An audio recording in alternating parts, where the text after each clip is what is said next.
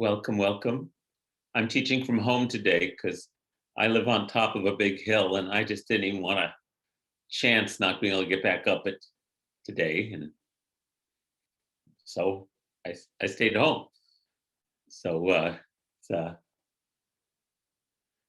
it's a beautiful snow here, as we were saying before.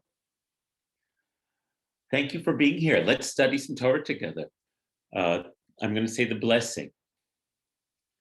Baruch atah Adonai Eloheinu melech haolam asher kitshanu b'mitzvotav v'tzivanu la'asok b'divrei Torah.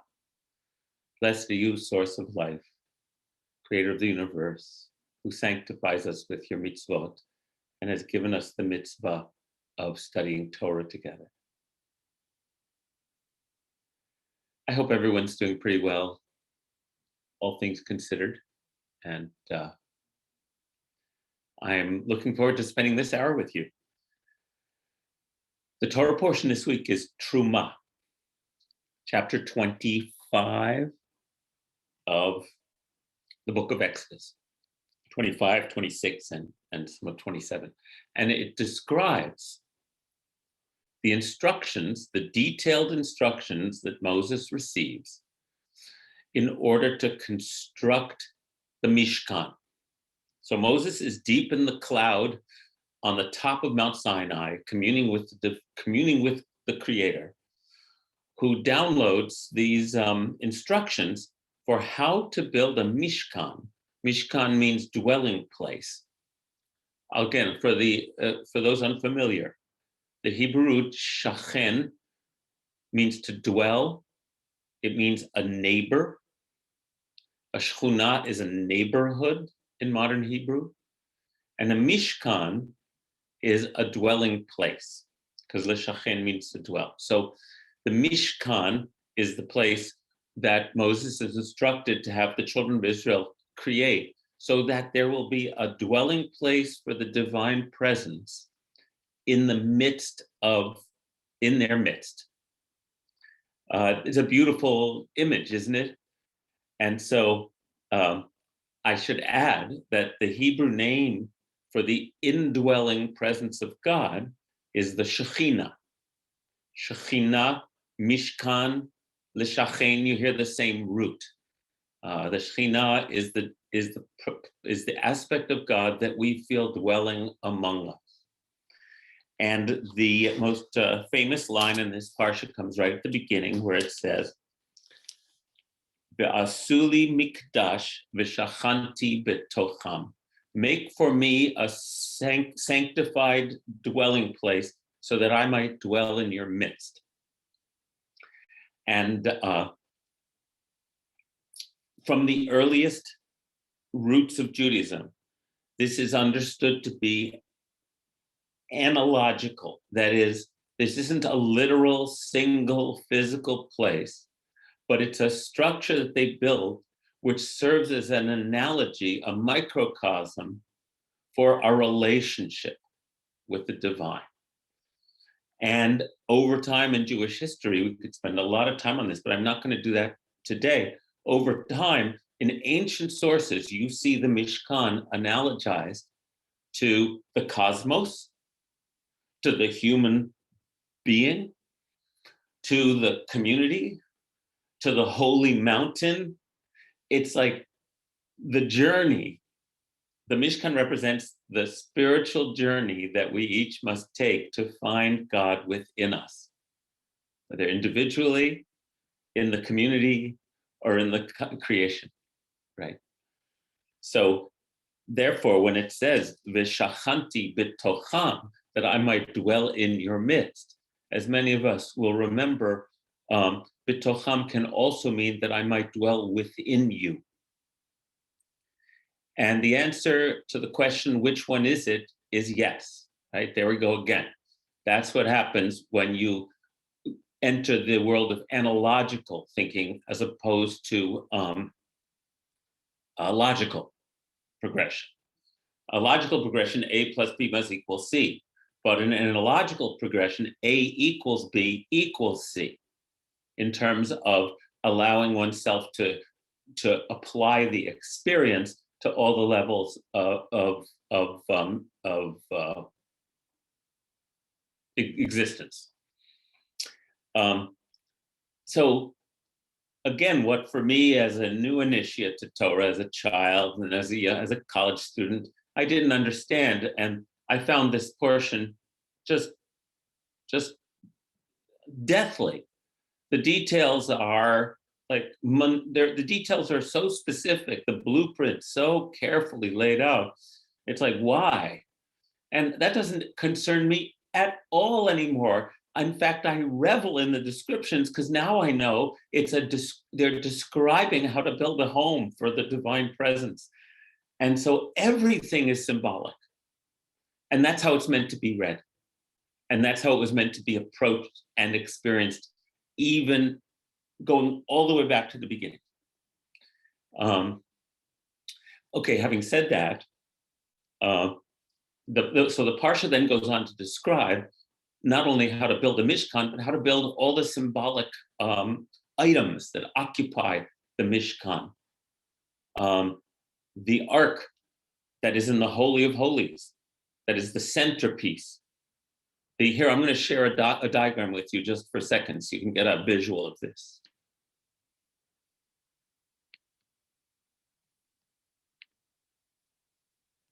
Hold on.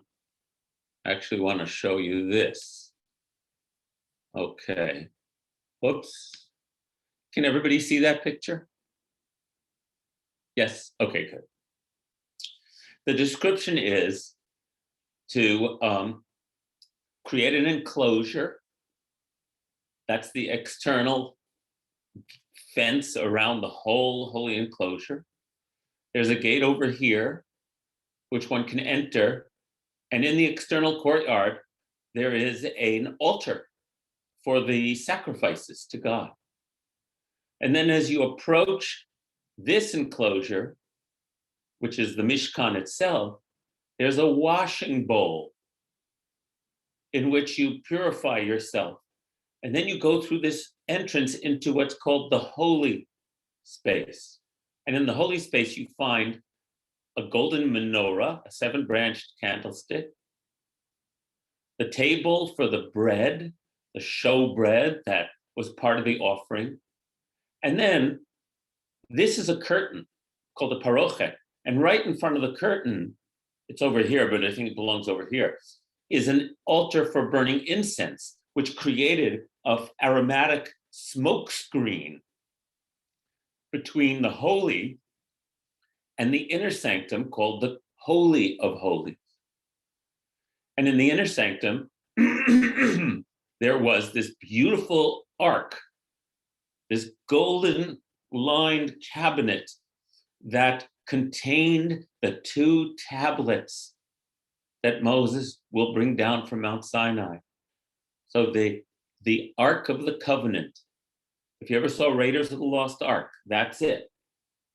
Right? The Ark of the Covenant, in which is placed the tablets that represent, if you remember me speaking about this in previous weeks, the sacred relationship we have committed ourselves to with the Creator. The Levites are allowed in this outer courtyard. Only certain Kohanim, the priests, are allowed in this inner holy space. And only the high priest, the Kohen Gadol, is allowed once a year into this inner sanctum in order to ask for the people's forgiveness on Yom Kippur. So there, I just wanted to share that diagram so you could have a visual of it. Now, what I want to do today is I want to share a video with you. It's created by a man named Rabbi David Fohrman. And if we have time, I want to show you part 1 and part 2. So you're going to get a lot of teaching from him today instead of me. But I've watched it a few times already. I just think it's marvelous. So Rabbi David Fohrman is an Orthodox rabbi. He's modern Orthodox. He lives in Woodmere in Long Island. He's in the heart of the modern Orthodox world. And if you're not familiar, that's different than the ultra-Orthodox world. You'll be able to see from David Fohrman's presentation that he's very open to secular science, to all kinds of it. And he's a wonderful teacher. And for several years, he's been creating these animated video presentations of his Torah teachings. It's called Aleph Beta. And I look at them occasionally. I just think he's a marvelous teacher of Torah. And he takes us on a journey into the meaning of this parsha that I thought was just marvelous. And I want to share with you. I think we'll watch part 1 and then we will talk about it. And then if there's time, we'll watch part 2 because I just thought he did a beautiful job. Now, what you need to know about him is he lives in a very rationalistic community. So in describing spiritual concepts and mystical concepts, which he's going to do, he has to take his people there carefully. So you'll see that in a way where I make ridiculously grand statements and don't feel like I need to apologize for them. But no, you know what I mean. So anyway, so you'll see that about him. And I just really, really like this teacher. Right, Sylvia. So you might show them this website sometime. I'm going to share it with you in a moment. So the other thing I want you to know about to prepare to watch this is that there is this description in the instructions Moses is getting to when you build the ark that's going to hold the tablets. You make the lid called the kaporet, and you put 2 cherubim, each on one end of the ark cover, who guard it. Now, a cherub became a baby with wings in the Renaissance because it was, from my research, it was a confusion of different imagery with the flying, but the cherubim in the Bible, in the Torah, are fierce creatures. They have giant wings, they have a body of an animal, maybe a lion, they might have a human face. It's the Sphinx, everybody. All over the ancient Near East, Egypt, Mesopotamia, Palestine, Israel, Syria, all over in the ancient world of the ancient Near East, there was these creatures that are called cherubim in the Torah that seem to guard the throne of the gods, right? And this is also true clearly in the Torah. These creatures, it says over and over in the Torah, the cherubim are at the foot of God's throne. And it also seems clear that the ark is referred to as God's footstool, that there is the invisible deity looming over us, and the cherubim protecting, or as like the lions of Judah, I bet are maybe a kind of a descendant of these 2 lions that you see on either side of much Jewish imagery in synagogues. So the cherubim occupy this crucial place in the metaphorical universe that is being constructed here. And so I want you to keep that in mind. I won't say more, I'll let him teach you about it. So with your permission, I'm going to share this 10-minute video and then jot down questions, thoughts, or put them in the chat, and then we'll talk about it afterwards and see what we think about it. Okay, everybody? I won't explain more, I'll share instead.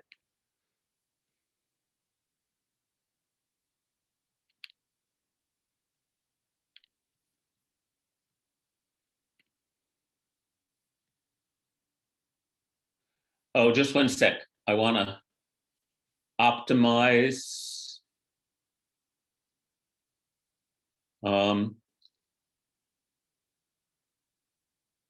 Gwen, where was that? Stop the share. You need to optimize just before you share. Thank you. Just a sec, everybody. Advanced. Share sound. Video. Share. Oh, I see. That was my problem. Cancel.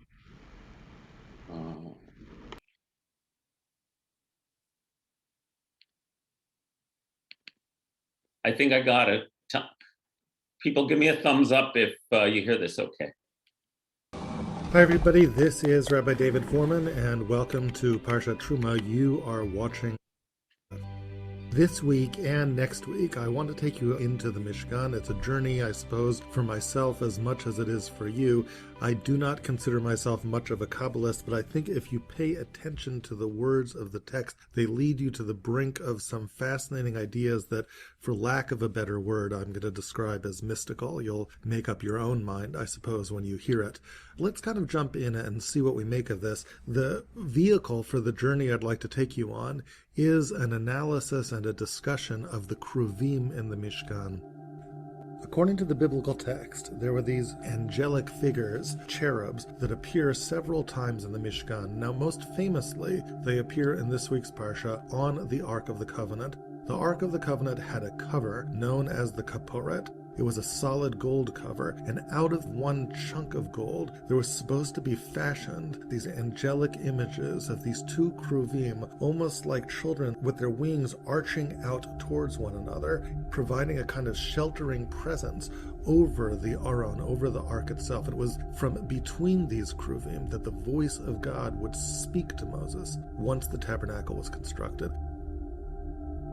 So this is the most famous place where we encounter the Cherubim in the Mishkan, but it's not the only place. We also find them two other places, one of them on the Parochet. Now the Parochet was a kind of veil. It was woven out of beautiful tapestry. Woven into the veil was supposed to be these representations of Cherubim as well. This veil was placed between the Holy of Holies, where the Ark was, and the rest of the Mishkan to separate between the Holy of Holies and the rest of the Mishkan. That's how the verse describes what the Parochet is doing. So the Parochet had Cherubim. And then one more place you encounter the Cherubim, the Uriot. There were these curtains that formed a kind of roof of the Mishkan. They draped out from the roof over onto the sides of the walls. In the tapestry for these curtains, there had to be Cherubim inlaid in them as well. And the question is why? Why are there Cherubim in the Mishkan at all? And why are they, in particular, in these three places in the Mishkan? You don't find them etched into the menorah. You don't find Cherubim on any of the altars. You don't find them inlaid into the Shulchan. You don't find them anywhere else, but you find them here. You find them on the Kaporet, the covering for the Ark. You find them on the veil, the Parochet. You find them on the Uriot. Why are they here in the Mishkan, and why are they here in these three particular places? This is the mystery that I'd like to use to begin our journey into understanding the Mishkan from a whole new perspective. Any discussion of the Cherubim in the Mishkan, I think, would have to take some account of the last time we've met Cherubim. We really only meet them one other time in the entire Torah. It's at the gates of the Garden of Eden. When God decides to banish Adam and Eve from the Garden of Eden, never to return, he sets up two cherubs with a flaming double-edged sword to guard back the way towards the tree of life, to make sure that Adam and Eve will never return. And it would seem that in some way there must be a connection between those cherubs at the gates of Eden and the cherubs here in the Mishkan. In addition, another thing to keep in mind is the contrast between these two sets of cherubs. The first ones are holding that flaming double-edged sword. There's no sword being held by the cherubs in the Mishkan. What do we make of that? Okay, so now to help us understand all of this, I want to take you back to an idea that I introduced in Parshat Vayakel. If you haven't seen that video yet, I recommend you take a look. It's actually one of my favorite of all the Parsha videos that we've produced. It's really a very simple yet elegant idea. What are we really doing when we create this tabernacle, this Mishkan? We are emulating God. Man was created to emulate God. He was made B'Tselem Elohim, in the image of the Almighty, in the image of the Creator. But what does it mean to create like God created? Well, let's ask, what did God create? God made a world for us, a universe for us. God carved out a little bit of everything and made a little apartment specifically for us. God lives in the world beyond our own, in a world beyond space and time, in some world that we can't understand. And God carved out a little piece of that so that the one that he could love would be able to live. And we in turn reciprocate by creating an environment for him, a little apartment in our world. We take our everything, the world of space and time that we call the universe, and we carve out a little space, and we build it. And we call it a Mishkan, a place that God can be. That's how we reciprocate God's great act of love. And in order to make that apartment work, we too have to abide by laws.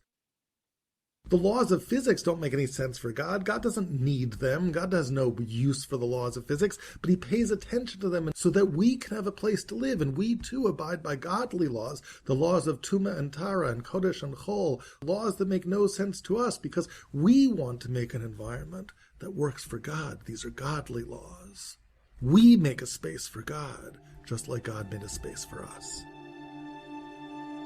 Okay, now let's take off from that idea for a moment. If the Mishkan is really intended to be the place that we make for God in this world, then it has a prototype, doesn't it? Because the world once had a place like that. It was the Garden of Eden. Why indeed was the Garden of Eden called a garden? A garden is a little cultivated place that the master of the garden makes for himself, for his own enjoyment. Eden was God's garden in our world. Back in the original garden, when Adam and Eve hear the voice of God strolling through the garden in the afternoon, what kind of imagery is that? It's almost as if God, the master of the garden, is doing what people do in gardens. They take a stroll in the afternoon. They're enjoying their garden. God was inviting Adam to join him in that stroll, but instead they were hiding. That was the story of the forbidden fruit. We talked about these ideas, by the way, in Parshat B'chukotai. You can take a look at that video for a more extensive elaboration of this. So after the sin of the forbidden fruit, what happens? Well, that brings us right to the Cherubim.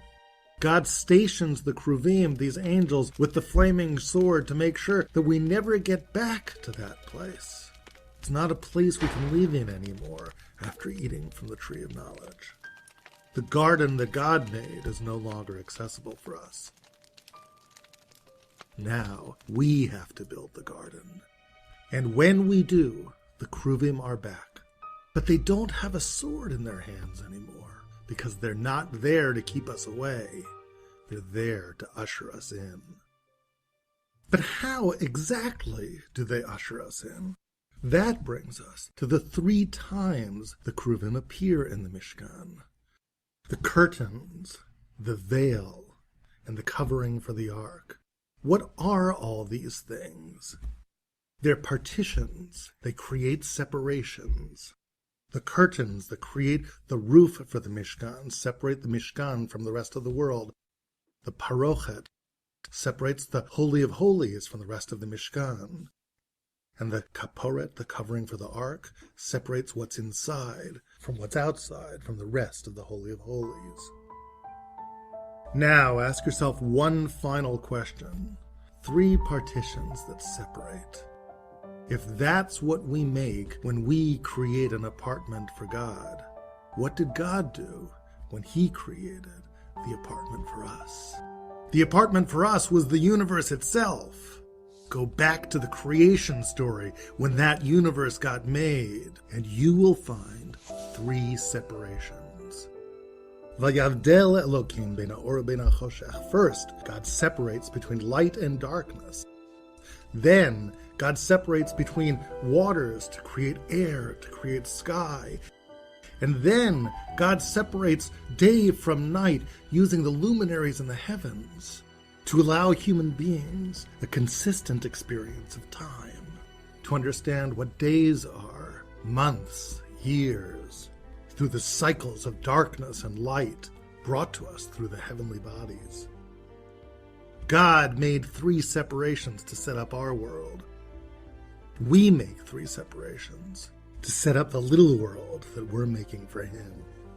And isn't it interesting that on each of these partitions that we create, we meet Cherubim, the angelic beings that were part of a 4th separation in creation, a separation that shouldn't have been there, a separation that locks us out of God's world forever, locks us out of the garden.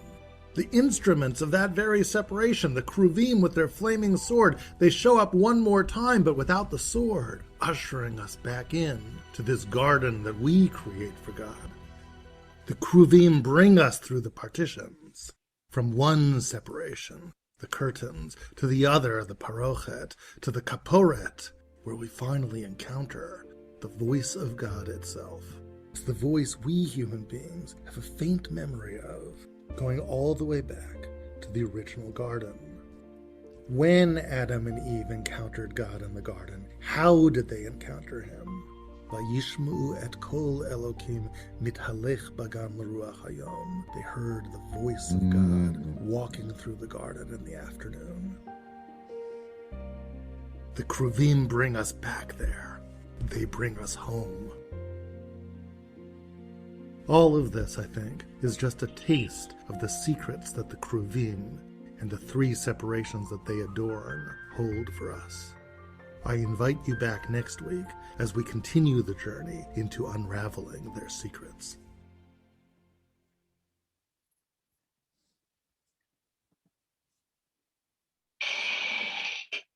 Whoops. This is Rabbi David Fohrman, and welcome to Partitions. There we go.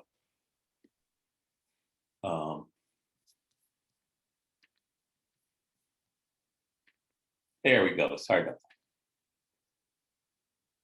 So I just want to say that one of the things I love about this is it's such good Torah. Now, what do I mean by that? He is using the text in the way that Jews have developed over centuries and centuries to find real correlations by this intensely close reading, but then expand from that close reading into big spiritual teachings, if you follow what I mean. So indeed, the only other time we hear about cherubim in the Torah is that they are guarding the gate to the Garden of Eden with an ever-turning fiery sword so that we can't re-enter it. And then the next time we hear about the cherubim, it's in this description of how to build a dwelling place for God. And so he takes that insight, which I'd never thought of before, and weaves this beautiful tale, this beautiful rendering of what the Torah is trying to teach us. Then he goes even farther. It's crystal clear from the descriptions about the Mishkan that each of those places where the cherubim dwell are indeed barriers that one must cross through in order to get closer to the voice of God. And so he looks in Genesis and he notes that it says 3 times in chapter 1 of Genesis, and God made a separation, Vayavdel, between the first one between light and dark, the second one between sky and waters, and the third one between the luminaries marking the distinctions between day and night and seasons. So he sees that, 3 times it says God divided in the beginning, and 3 times the cherubim represent thresholds that one must cross over into a more rarefied state of being until one finally enters the Holy of Holies. And what I didn't mention when you read the Parsha, and I should have mentioned, is that the cherubim on the lid of the ark, it says, and God will speak to you from between those cherubim. So God's voice, whatever that is, emerges from between those cherubim And it is that place of returning to the garden, returning to that undifferentiated consciousness that we yearn for, that we taste from time to time, but that as beings who've eaten from the tree of knowledge, it's not something we can experience at all times. In fact, but we need to somehow make up to, in order to be everything we're meant to be, we have to create a dwelling place for that experience right in the middle of our center of our beings and the center of our community, and sanctify it, memorialize it, remember it, honor it, sustain it.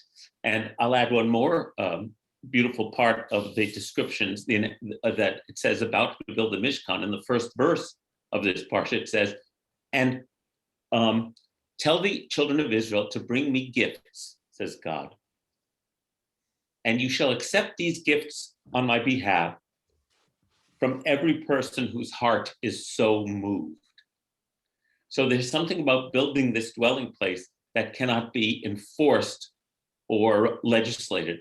It has to come from our deepest desire and generosity. Sylvia said, what does the number 3 symbolize? I don't know, Sylvia, except that, boy, don't we love threes in the ways we tell stories? I don't really know. Maybe someone else has a clearer answer to that. But triads are just everywhere in when we try to describe almost anything. Sarah, maybe this is too big of a question. There isn't too big a question here. That's sort of the point where we're discussing how we bring the divine into our finite existence, right? That's what the Torah is not asking small questions. On the contrary. Given all of this, can you say anything more about notions of separation, barriers, boundaries in the Torah? Yes, I can. Let me just, and why do we need the separations? Says Deborah. I don't know why we need them, but it appears that we need them because that is our experience of life, right? We need to the child needs to separate to some degree from the mother in order to live a full existence, right? And then longs for the mother, right? It's the last thing so many people say on their deathbed, I'm going to see my mother, right? And yet we couldn't have lived our life if we didn't make distinctions and separations. And so it's the nature of things. That's how I see it. The Torah is describing the nature of things. We begin in this garden of undifferentiated bliss. And then it appears we need to be separated from it in order to become people. And then in the process of living our lives, we yearn to return to that experience. And so religious systems like this symbolic map of the Mishkan, give us a spiritual roadmap to navigate back towards that experience without sacrificing our structures and distinctions. But because otherwise we couldn't continue to exist. And that's how I see it. And in Jewish terms, time is sanctified in that way, because we go regularly from the mundane time of separateness and interaction into the holy times of unity. So space is designed that way, so that we create sacred spaces which we enter intentionally in order to rejoin the oneness. So physical space, time, and what's the other dimension anyway?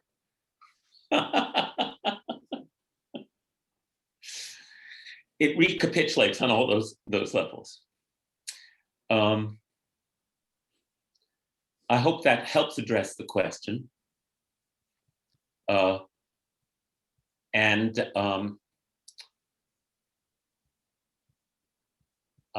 Speaking of Mishkan, my friend Andrea, who is joining us, lives in Texas. Hi, Andrea, and is helping neighbors and has more info on how others like us can help from afar. She can share it if she's so moved. Thank you, Rob.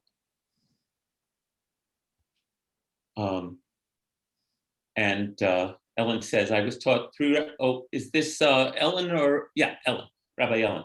3 repetitions complete a prayer ritual. That's why I sing Anna Elna 3 times to complete the prayer for healing. Oh, thank you. That's the question of 3s. Thank you. Non-dualistic. Yes, Paul, we are dealing with our simultaneous experience of the universe being non-dualistic, but also dualistic. Because we humans exist in dimensionality. We just do. We eat food that's outside us, and it nourishes us and becomes us. It's just the way it is.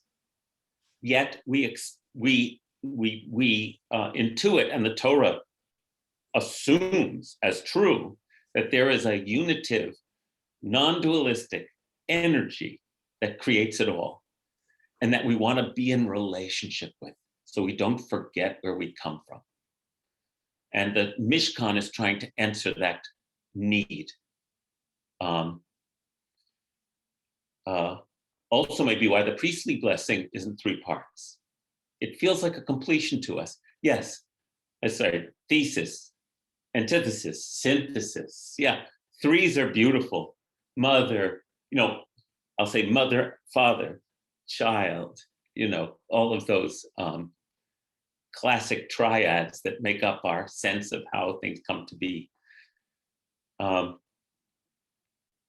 Excellent. And the triangle is one of the most stable forms. Yes, I'm familiar with that image too.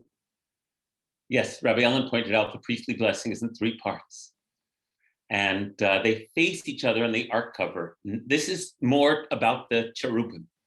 They face, from Ellen Weaver, they face each other and the ark cover, never touching, but filled with holy longing and that amazing energy called chashmal. In the other most famous time where the cherubim appear is in Ezekiel's vision of the divine chariot, which has cherubim and chashmal, which is like some kind of flashing energy, and God seated atop. It's a beautiful vision. Like that space between God and Adam's fingers on the Sistine Chapel. Oh, isn't that a beautiful metaphor? Thank you, Ellen. Yes, there are teachings about the cherubim. Can we go over a few minutes today? If you need to leave, but I think I'm going to need to get some extra time because I do want to show you part B of his teaching. So forgive me, but I'm going to go over a little bit today. The teachings about the cherubim are that they are facing each other. The Torah is very explicit about that, and that their wings are protecting the space, and that God spoke to Moses from between the cherubim.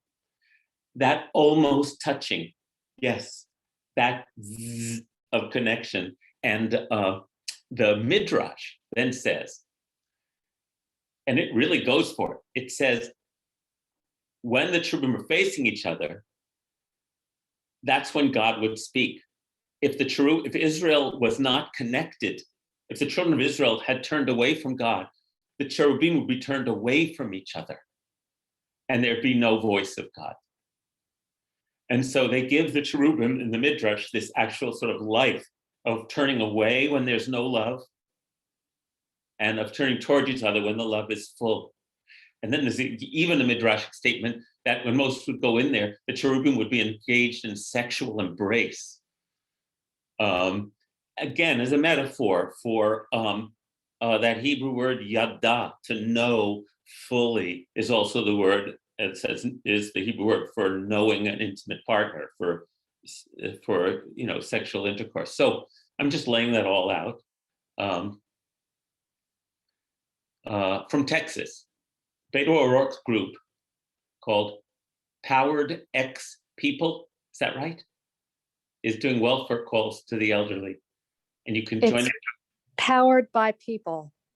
Ah, good. Thank you so much, Andrea. I Thank hope you. you're okay. Where are you in Texas? I'm in the Dallas-Fort Worth area, and we were 60 hours no power and 3 days no water. Our swimming pool froze over, so that wasn't usable for water, but these are first world problems because there are people who are freezing and have no access to anything other than their cars for heat. And the gas has run out, and the food stores, distribution centers have run out of food and electricity, and meat and milk have spoiled. So it is critical right now in Texas. There are many, many people who are in very, very bad shape. And Powered by People, Beto's group, is doing outreach to elderly. And there are people who are able to then get those elderly to warming centers or get them some firewood or food to get them through while we deal with this crisis. So if anybody can join the call and do outreach, it would be very much appreciated. Okay. Boy, that takes me from my cosmic ruminations right back down to earth. And I think that actually also responds to the question of why we need distinctions and boundaries, and so that we can all live here together and we can reach out to each other. So Andrea, thank you. And I'll second that if anyone wants to help by contacting that group or participating in the Zoom outreach, and the link is in the chat. Thank you. Thank you.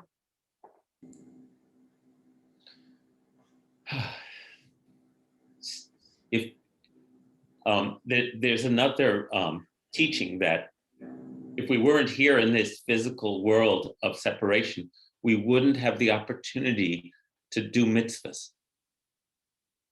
And that's why God made us. That's why God made this world, so that we could do acts of kindness and justice towards one another. That can't happen in the supernal realm. And that's another of the kind of ethical teachings that emerges from why we are here. So if you would, I want to show you part 2 of his teaching. It's a little longer, and but I just really, really like what he's doing. So if you'll allow me, I'm going to share the screen again and share with you his second part of his teaching. Ruth Hirsch says, Andrea, that address is for a Zoom. Is there another way to be in touch? Does Beto's organization have a website? If you have that, yeah. Could you put that in too, please? Sure, will do. Thanks. Thank you. All right, I'm going to share my screen again.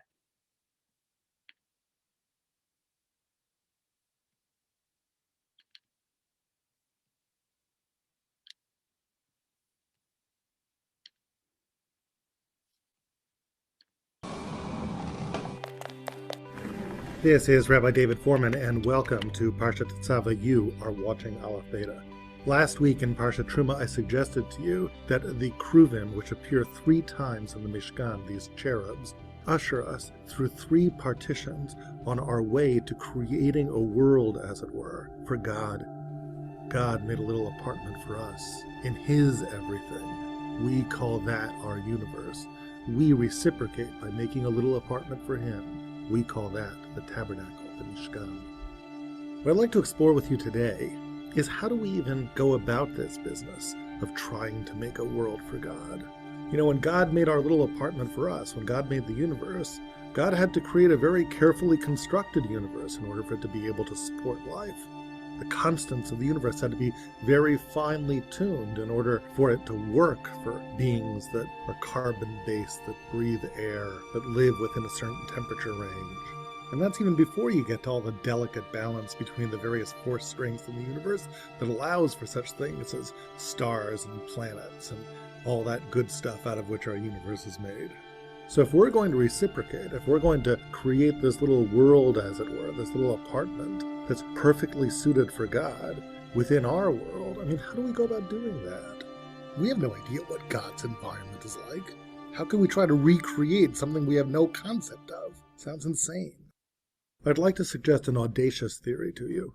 There is a logic to how we do this, and the secret lies in the 3 partitions upon which we find the Cherubim in the tabernacle.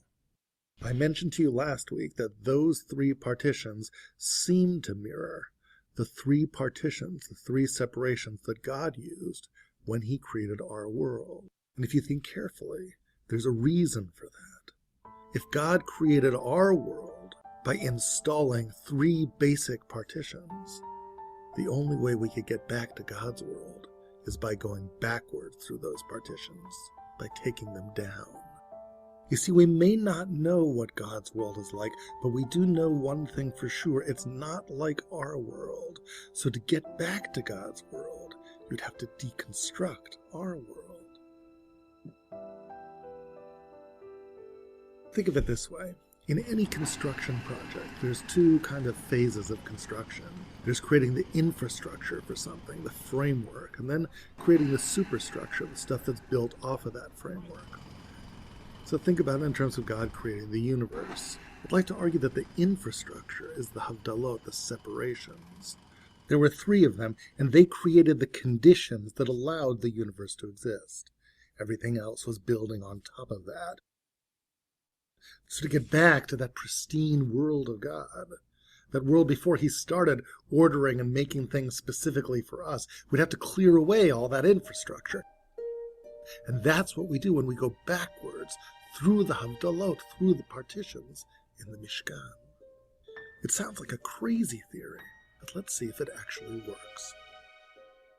Let's revisit those fundamental 3 havdalot, those 3 partitions in creation. We may find an intriguing one-to-one correspondence between those and the ones in the Mishkan. I'm going to read through the basic 3 havdalot in creation with you. It's very hard to read the first chapter of Genesis. It doesn't seem like much of a scientific account of creation, at least as we currently understand the science. As I've often said, the Torah is a guidebook. It's not trying to be a science book. It's telling you what you need to know about creation so you can be a spiritual person and build your relationships properly. So I guess what I'm saying is that the Torah is going to take a decidedly human perspective upon events that happened in creation. And if you wanted to get back to the actual events, have some sense of what the Torah is talking about, you'd have to factor out the human perspective somehow, almost like an algebraic equation. Let x equal what happened sort of objectively in creation. Now multiply that by how all that matters to humans, in terms of what they need to know to live their lives. You're going to get the Torah's account of the 6 days of creation. So if you ever wanted to have some sort of inkling about x, about what actually objectively happened, you just have to sort of divide both sides of the equation by the human perspective, and then you'd be left with x. The objective account. Let's actually try it as we walk through the Torah's account of creation in Genesis chapter 1, focusing on the 3 great havdalot, these 3 great infrastructure projects. The first havdalah, the first great separation in the infrastructure of the world, was between light and darkness. Vayavdel Elokim ben ha'or ben ha'choshech. And that sounds very simple, and God even gives these nice and simple human-sounding names. He called the light Yom, day, and he called the darkness Lila, night. But those are very human perspectives on what happened. God gave these names that we could relate to. We can relate to day, we can relate to night.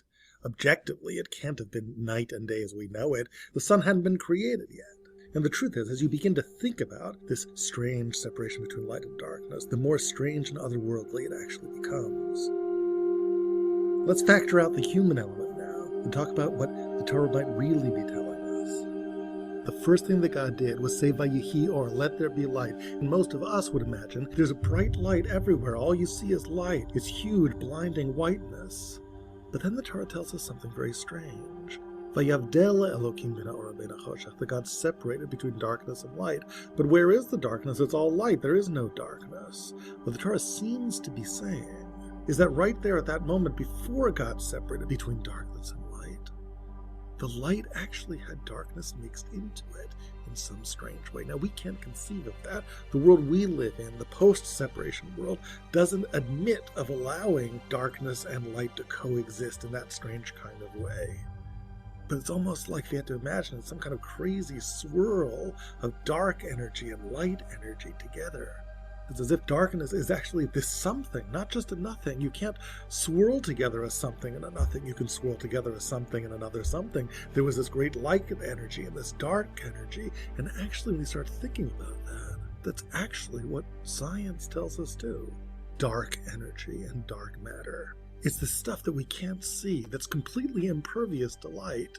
Light does not reflect off it. Light is not absorbed by it. It does not emit light. It is ultimate darkness, but it is there. We cannot ever see it. We perceive it indirectly. We know it's there because its gravitational pull exists. We can measure it, but it's dark. According to current theories, dark energy and dark matter actually account for 95% of the matter and energy in our universe. Only 5% of it is the light stuff, the stuff that we can see. So I'm speculating here, but I'm suggesting that maybe God's first great separation between dark energy and light energy creates light as we know it. The first great infrastructure project. And what was the second?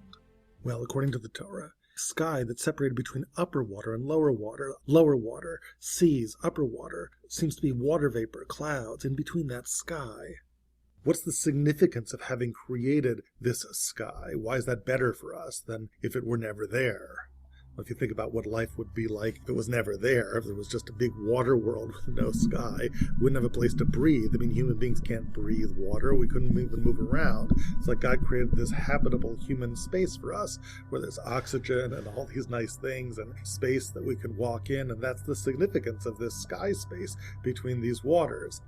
Or, to be more precise about it, it's the human significance of this space. God's talking to us in human terms. See, now you have a place to move around in. Now you have a place to breathe. Isn't that good for you? But now factor out the human part, and what do you get? Not the creation of habitable human space.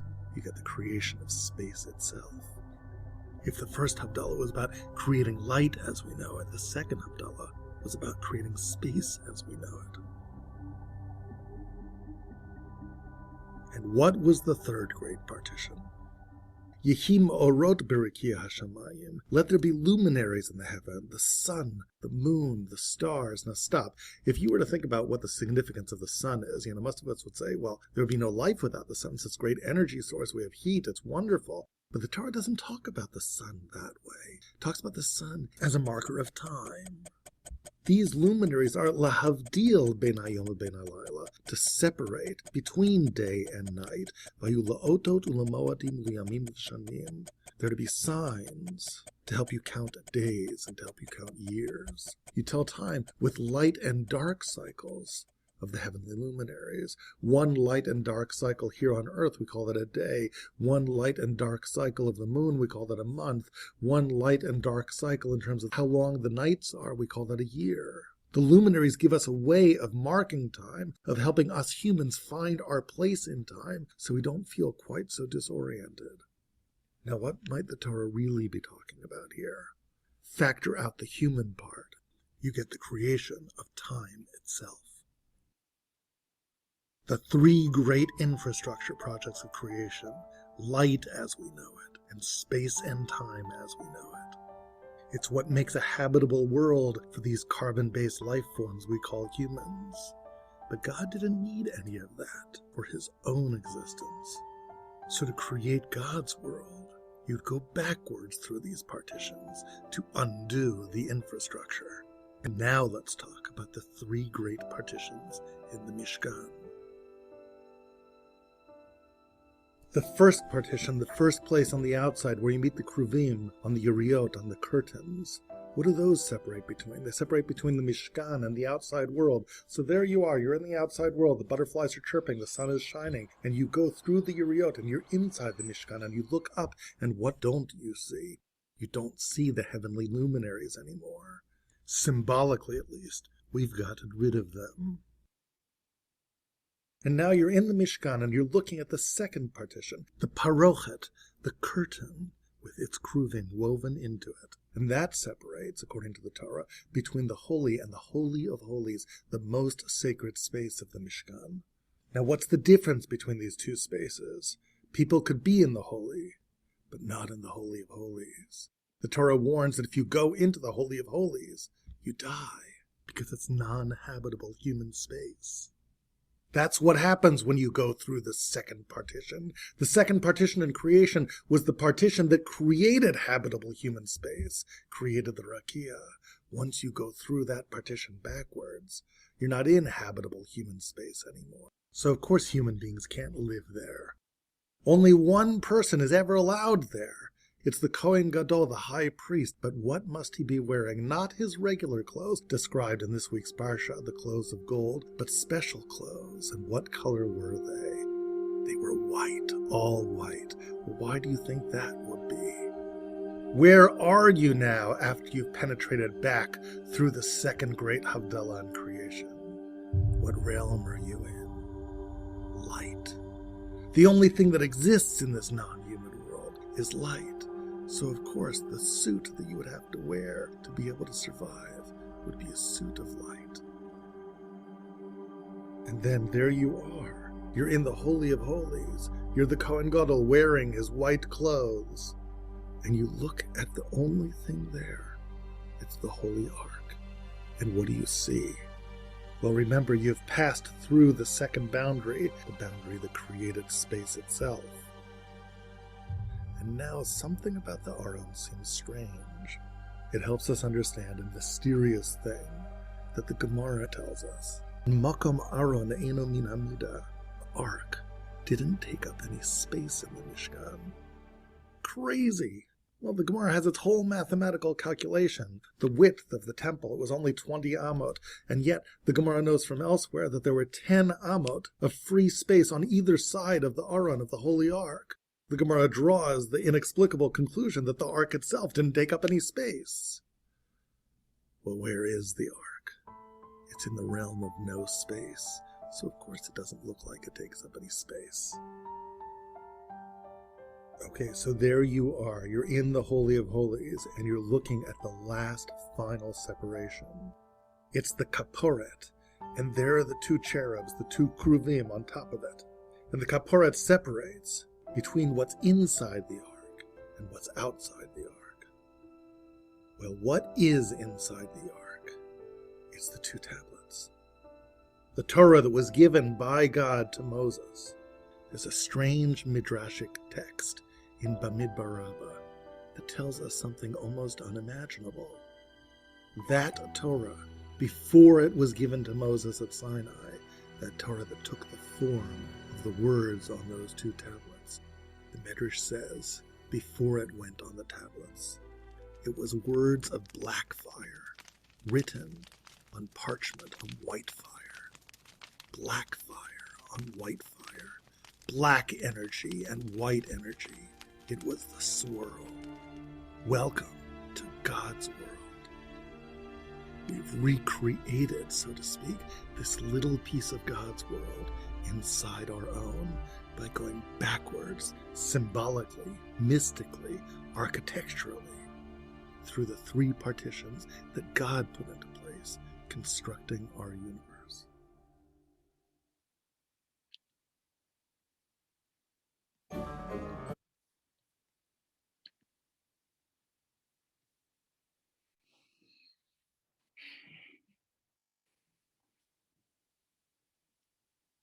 I love that. It just brings me back to the very core instruction of this Parsha. Build me a dwelling place so that I might dwell in your midst. And so we have to, with our consciousness and intention, know that there's God's energy that underlies all of the dimensions that the Holy One and God's great love created so that we carbon-based beings could exist. have fun looking at Rabbi Fohrman's teachings. I thought it was marvelous, just marvelous.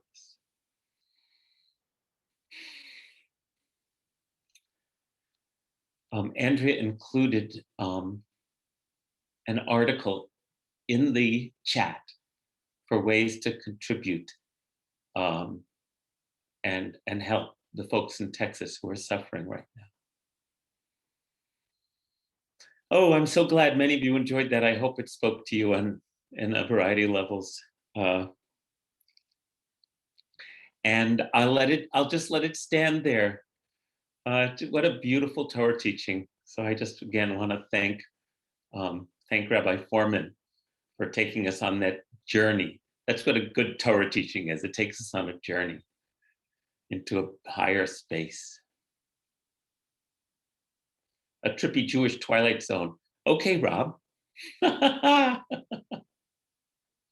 So the website is alephbeta.org, ALEPHBETA.org. There, Gwen put it into the chat for us. Thank you, Gwen.